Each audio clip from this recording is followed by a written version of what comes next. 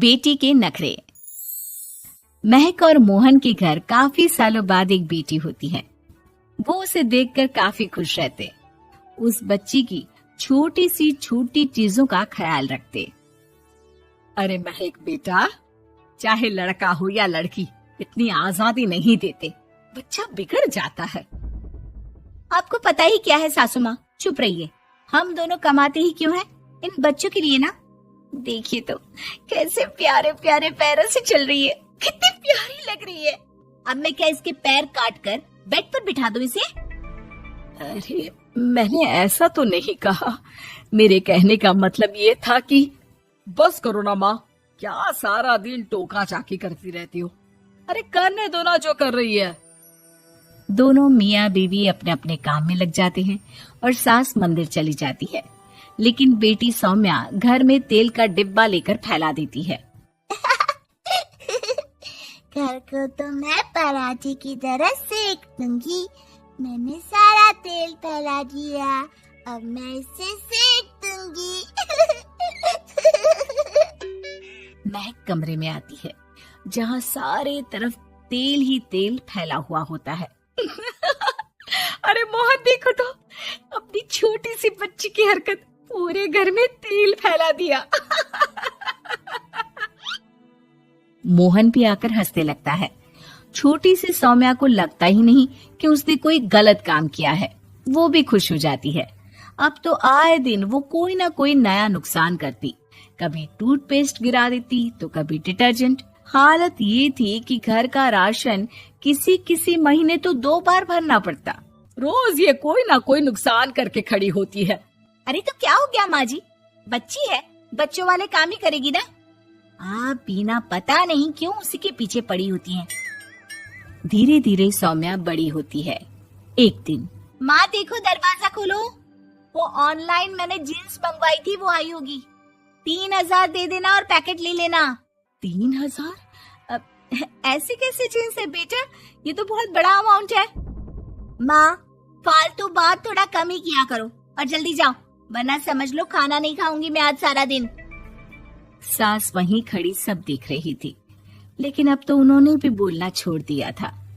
अब तो आए दिन सौम्या के खर्चे बढ़ते ही जा रहे थे, कभी महंगी ड्रेस तो कभी दोस्तों के साथ पार्टी। पैसे दे दो तो ठीक, ना दो तो घर में कलेश।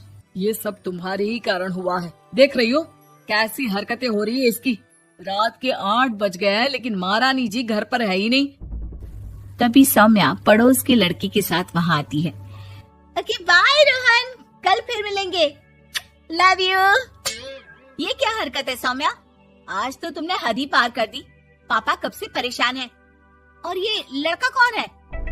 तभी पास खड़ी सास बोलती है, देखो महक, आज तक मैंने कहा नहीं था, लेकिन मैं आज कहूंगी, क्योंकि ये मेरे घर का मामला है। मैं नहीं चाहती कि मेरे बेटे का खानदान खराब हो या फिर कोई हम लोगों के घर के लिए बात करे। जाओ इसे ऊपर कमरे में छोड़ाओ, इससे कल बात करेंगे। मॉम देखो ना दादी क्या बोल रही है, चुप कराओ ना इनको, जैसे हमेशा करा देती हो। महक को अपनी गलती का एहसास हो रहा था, वो चुपचाप खड़ी होती है।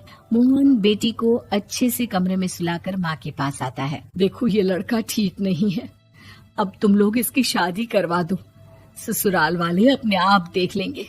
शादी के बाद जिम्मेदारी पड़ेगी तो सब ठीक हो जाएगा। शादी अभी तो 25 की है ये।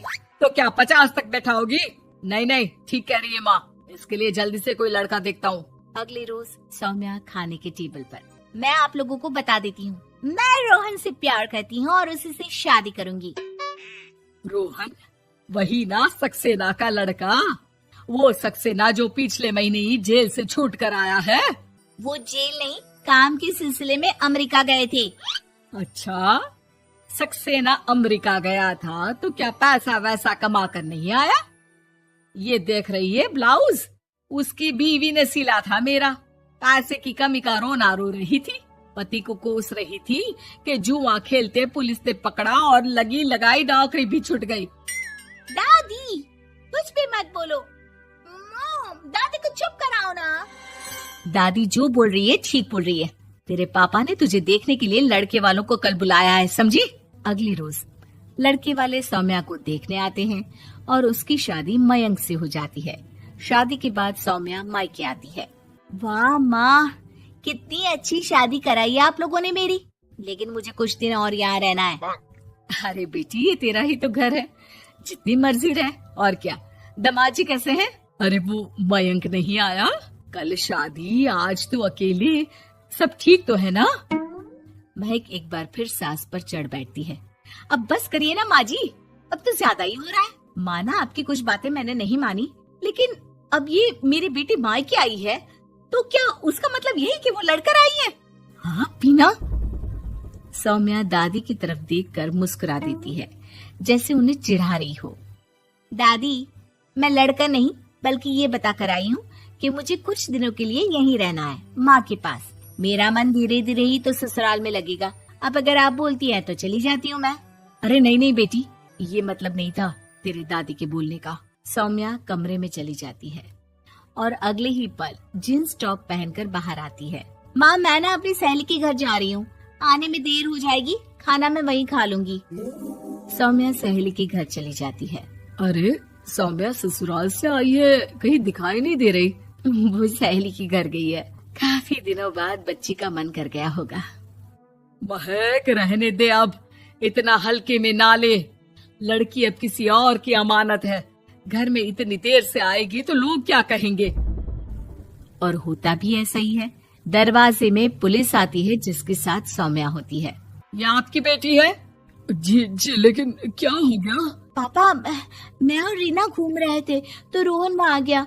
उसने मेरे गहने खींचने की कोशिश की, जब मैंने नहीं दिया तो मुझे धक्का मारकर मेरे गहने ले लिए।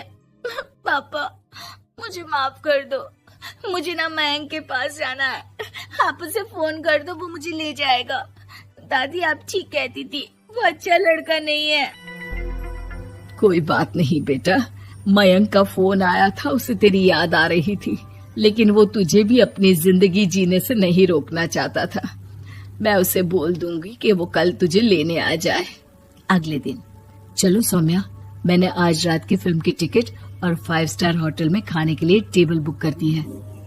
फिर क्या, सौम्या खुशी खुशी अपने ससुराल चली जाती है और मैं